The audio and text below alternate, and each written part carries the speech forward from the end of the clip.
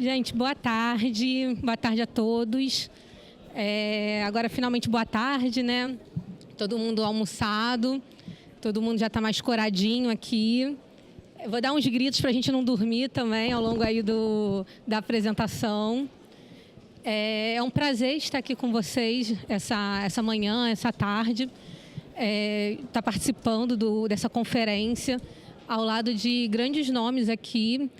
E vendo a apresentação dos meus colegas aqui que trouxeram, é legal a gente ver cada um dentro da sua especificidade, trazendo os seus pontos, trazendo um pouco mais de conhecimento para a gente sobre conscientização em segurança, né? Esse fator humano aí estando como centro. Tá. E aí, para essa tarde de hoje, queria compartilhar um pouco com vocês, né, sobre um tema que continua indo muito além de tecnologia. É um tema que fala sobre quando a segurança da informação, né, ela se torna parte do conhecimento. E ao longo dessa minha apresentação, eu vou fazer algumas ligações, algumas conexões de pontos com vocês, bem na linha mesmo que os nossos colegas fizeram, né?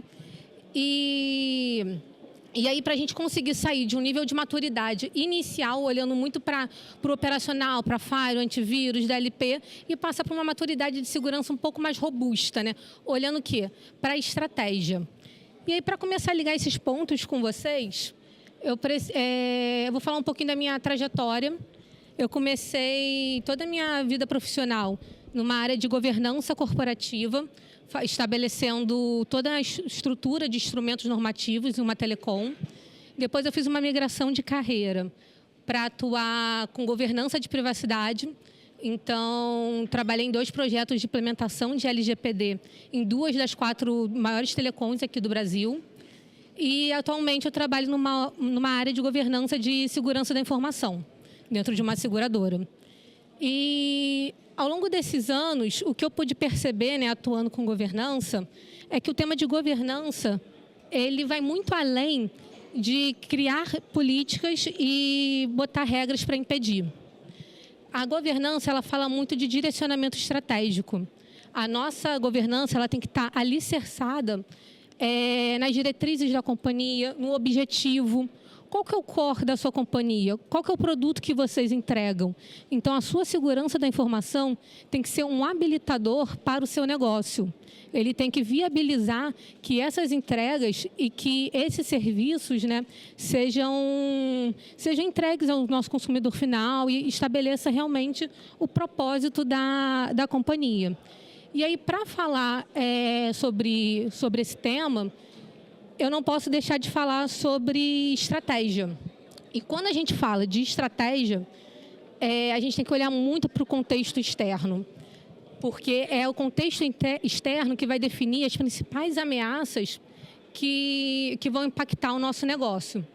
E aí eu trouxe alguns relatórios, né, de 2025, tem do Global Risk, do Fórum Global, tem da PwC também. Em todos eles, a gente nota que incidentes cibernéticos, eles têm sido vistos como um dos principais riscos, principais ameaças aí para toda uma organização, tanto a nível mundial quanto a nível nacional, quando a gente começa a analisar esses relatórios, né? Então, sempre trazendo foco na parte de incidentes cibernéticos, tem uma parte também de questões de mudanças climáticas também, que acaba envolvendo também questões relacionadas à segurança da informação.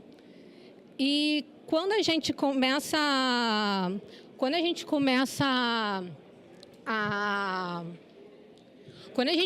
aprofundar na causa raiz, né, desses incidentes cibernéticos, para ver quais são os principais fatores, a gente tem sempre o quê? O fator humano como a causa principal desses incidentes.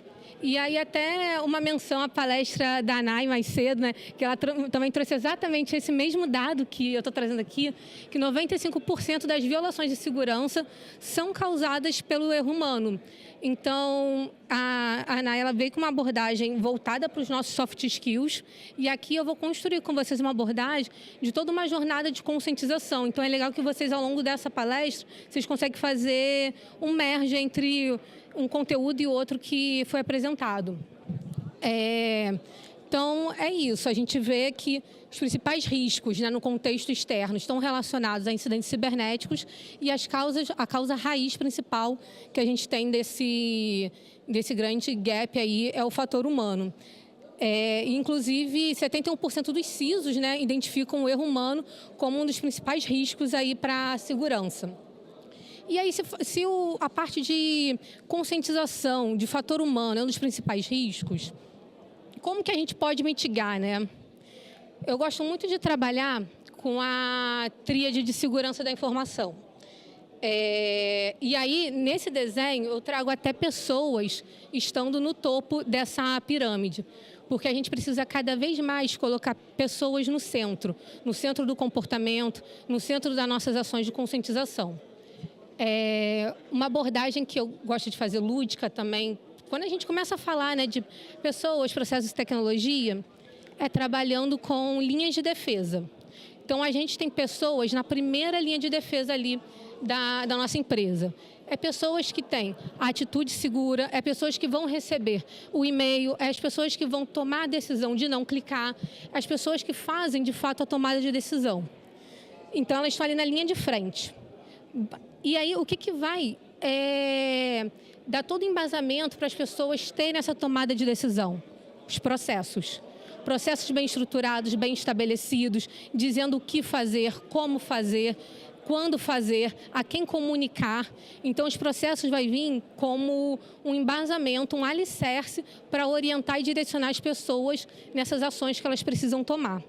E aí, na nossa terceira linha de defesa, a gente tem a tecnologia, que aí a gente vem com ferramentas em cada camada de segurança, firewall, antivírus, que elas vão fazer o quê? Vão bloquear, vão impedir, ou vão identificar, vão mitigar um risco que possa vir a acontecer.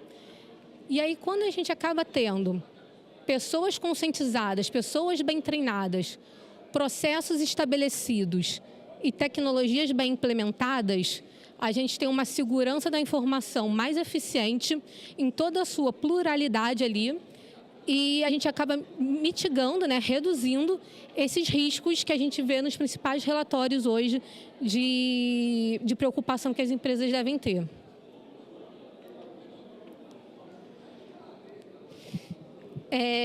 Um dado importante, né, que foi até já citado aqui por um dos palestrantes. Quando a gente traz essa abordagem de não é apenas tecnologia que vai proteger, não é apenas o seu firewall, não é apenas o seu antivírus, é sim o comportamento, né? O comportamento de cada indivíduo, o comportamento de cada colaborador. E aí, como é que a gente cria esse comportamento? A gente vai fazer algo punitivo? Vamos fazer uma cultura por medo? Ou, de fato, a gente cria uma cultura que tem um valor, que as pessoas realmente entendam segurança no centro, né? Então, essa o primeiro ponto que a gente tem que pensar. 91% das empresas de alta performance hoje tem segurança como prioridade, né? Prioridade estratégica, alinhada à liderança à operação. Nesse quesito de alinhar liderança à operação, a gente tem muita figura do BISO em algumas organizações. O BISO, ele vai ser a pessoa de segurança alinhada ao negócio, que vai traduzir para o nosso board, para o nosso conselho, quais são os riscos de segurança. E aí, mais uma vez, a gente está saindo daquela maturidade inicial, olhando só para o operacional, olhando só para as vulnerabilidades e levando segurança para uma segurança mais robusta, para uma segurança com estratégia. O BISO, ele vai chegar numa reunião de conselho e ele não vai virar para os conselheiros e vai falar assim, olha, eu tenho um risco de uma vulnerabilidade porque eu estou com o meu sistema operacional desatualizado. Ele vai chegar no conselho e vai traduzir isso para a linguagem do negócio. Ele vai falar quanto que em dinheiro a sua empresa ela pode perder por causa dessa vulnerabilidade em si. E aí a gente vê também que nesse ano, né, de 2025, aumentou em 15% os gastos com segurança. Mas aí fica uma grande questão, né? Não é o quanto estamos investindo em segurança, mas como estamos investindo. Porque não basta apenas a gente estar investindo apenas no pilar de tecnologia. a gente precisa investir nesses 3 pilares de segurança como um todo, né? Pessoas, processos e tecnologia, para poder ter uma segurança muito mais eficiente e que responda melhor todas as tratativas e as necessidades que o negócio, né, precisa ter, para ela de fato ser um habilitador do negócio. E aí a gente entra que segurança não é apenas um setor, segurança não está apenas dentro de TI. Segurança precisa ser vista como um valor do negócio, um valor de cada colaborador e, de fato, a gente ter essa cultura de segurança dentro da empresa, né? E como é que a gente faz essa cultura de segurança? Quero apresentar aqui para vocês 4 passos para a gente construir essa cultura, né, junto de segurança e, de fato, a gente ter segurança como um valor dentro da empresa e não apenas só mais uma área ou algo impeditivo para o negócio, e sim algo que vai somar, que vai ser um facilitador para a companhia. O primeiro deles é normatização. No início, eu falei que governança ela tem que estar alinhada ao quê? Direcionamento estratégico da companhia, tem que estar alinhado aos objetivos de negócio. Então, quando eu vou construir uma norma, uma política, eu tenho que ter um propósito ali alinhado ao meu direcionamento estratégico da minha companhia. Então, por que eu estou criando aquela norma? Por que eu estou criando aquela regra? Qual que é o meu objetivo com isso? Então, eu preciso fazer as normas hoje olhando para o meu negócio, olhando para o core do meu negócio, para o que a minha empresa está vendendo e ver se faz sentido. Quando eu olho para o meu contexto externo, tem alguma ameaça que eu preciso mitigar? Quando eu olho para as minhas forças, eu preciso estabelecer alguma coisa nas minhas normas para reforçar? E aí é toda a estrutura de normativos hoje da companhia, né? Seja normas, políticas, procedimentos, a gente tem que criar com este olhar, né? Na sequência, o que eu faço? Toda a esteira de conscientização. Então, eu criei uma norma e aí muitas empresas acham que acabou ali. Criei uma norma, botei no meu portal corporativo e cada colaborador que lute para saber as regras e tomar cuidado para não receber ainda uma punição ali de segurança. Então, porque muitas empresas pulam essa etapa de conscientização, porque dá muito trabalho, não é algo fácil. Quando a gente fala de conscientização, ainda mais quando a gente está falando de segurança, a gente tem que separar quem é o nosso público-alvo. Eu estou fazendo uma norma para os meus desenvolvedores, então é o tipo de conscientização específica que eu faço. Estou fazendo uma norma que é para toda a minha companhia, ou eu estou fazendo uma norma que é específica para o meu atendimento ao público, meu atendimento ao cliente. Então, quais são as estratégias de conscientização que eu vou utilizar? Qual que é a linguagem de conscientização que eu vou estar utilizando para falar com esse público? Quais são os meios, os mecanismos? Se eu vou estar no meu Instagram corporativo, na minha página de rede, se eu fizer um vídeo, será que atende melhor a necessidade desse meu público? Então, tudo isso faz parte dessa estratégia de conscientização.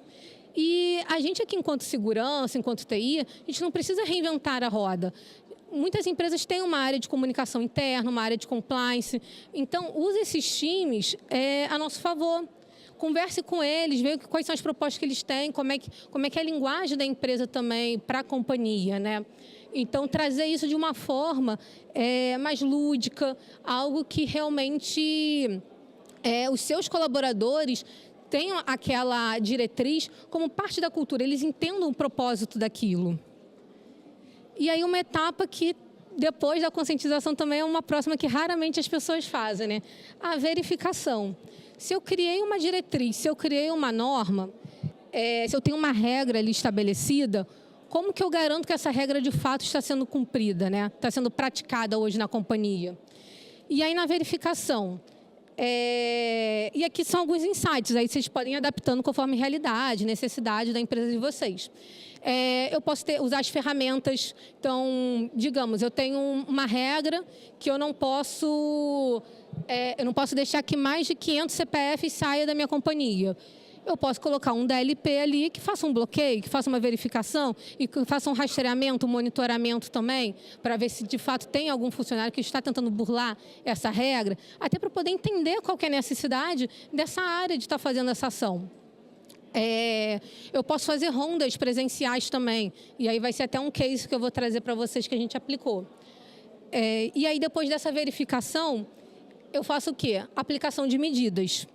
Essa aplicação de medidas é justamente para a gente fechar aqui toda essa jornada. Então, fiz a normatização, conscientizei, verifiquei. Toda essa parte inicial tem um viés educativo. Como a gente também já falou mais cedo que segurança, toda a parte de comportamento humano precisa ter uma pegada educativa. Mas a parte de aplicação de medidas também é importante para a gente demonstrar, olha, a gente comunicou para vocês e é preciso que uma atitude seja tomada. Então, essa aplicação de medidas pode estar em linha com o seu código de ética, com medidas de compliance, medidas de RH.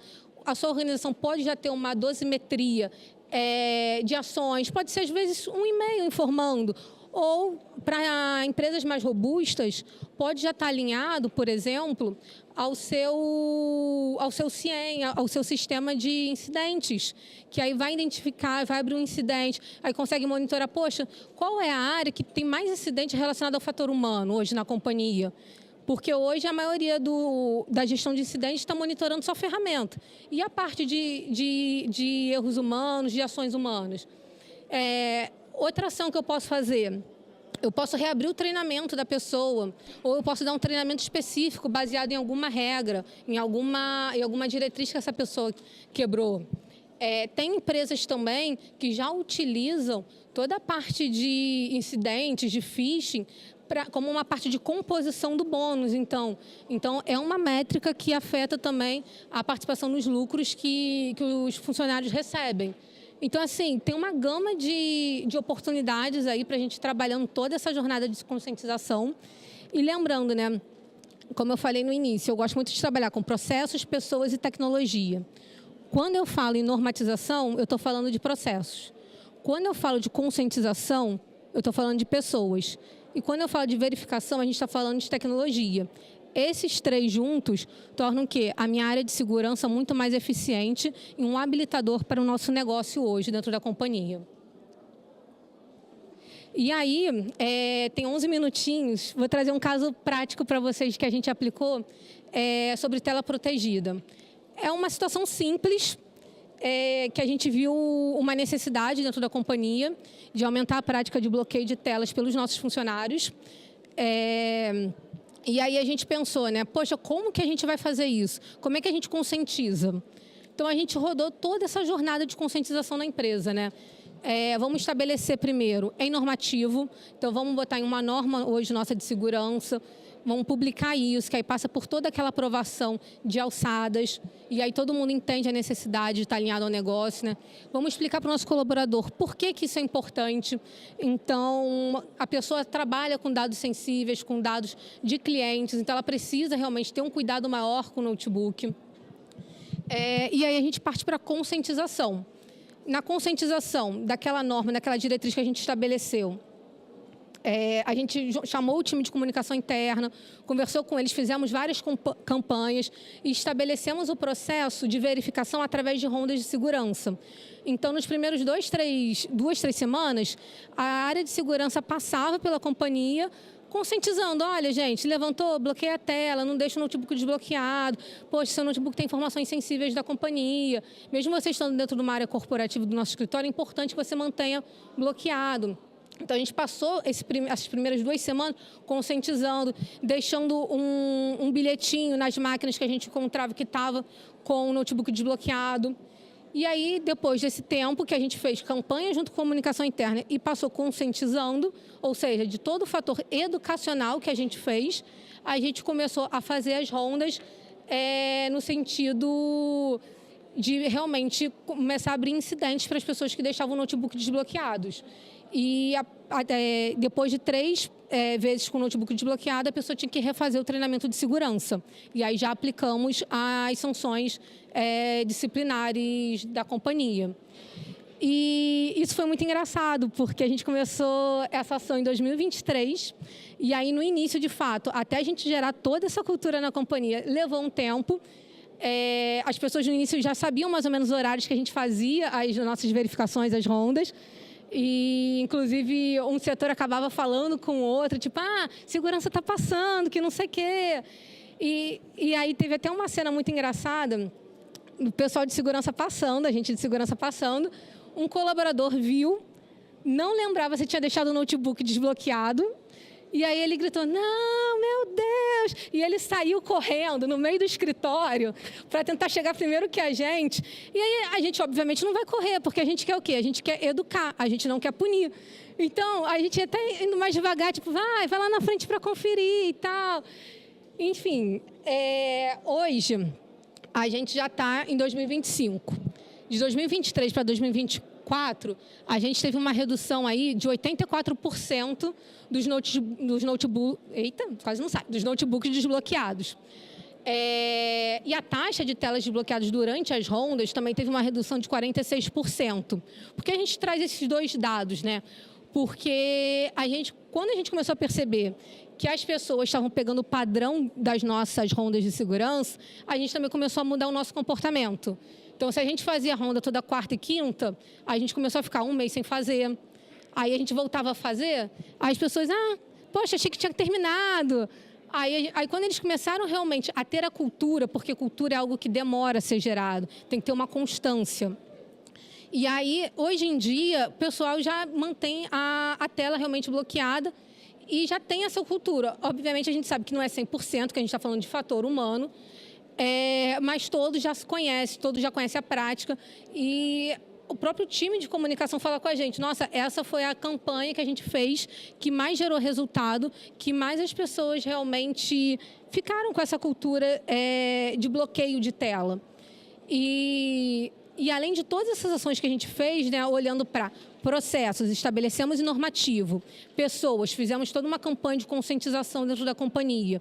A gente também estabeleceu, através da tecnologia, o bloqueio de tela, né? Então, caso o ser humano, o fator humano, ele não bloqueie a tela, o notebook bloqueia também automaticamente. Mas é o que a gente sempre reforça, né? Não vamos esperar o tempo da máquina, vamos nós termos a ação, a tomada de decisão ali de fazer o bloqueio. Então, foi um resultado muito bom que a gente conseguiu. Inclusive, até na última festa de final de ano da companhia, eu fui pegar o ônibus para voltar para casa junto com o pessoal, depois da confraternização e tal, meia-noite. Aí eu só estava sentada no ônibus, aí eu só escutei lá no fundo, eu bloqueei minha tela antes de sair da empresa. Aí eu falei assim, meu Deus do céu, realmente as pessoas estão conscientizadas. E quando a gente sai do papel, quando a gente tem esse esforço mesmo, tipo assim, cara, como é que eu mudo essa cultura? Como é que eu mudo esse valor? Realmente dá resultado, a gente mexe com o propósito.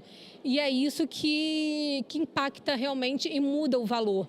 Traz segurança como um valor realmente da companhia e não como uma área que impede, uma área que vai impactar seu projeto, uma área que só vai trazer burocracia.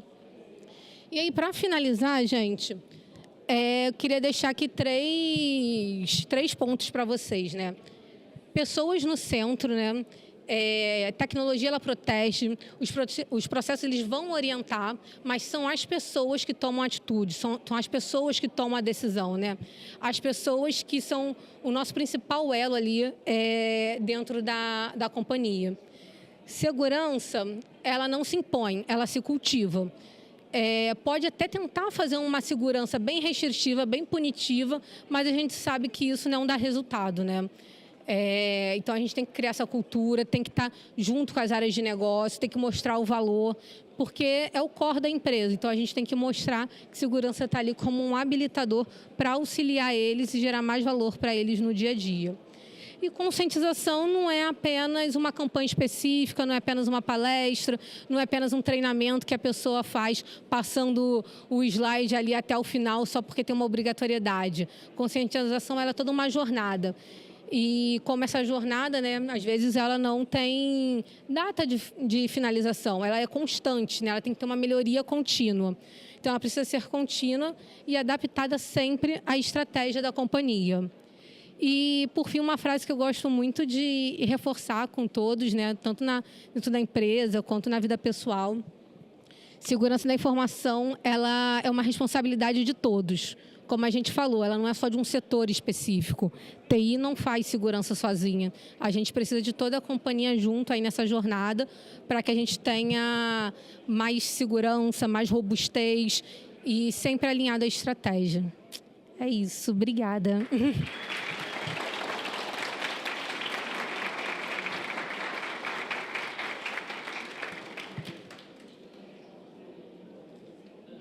Posso chamar o próximo palestrante?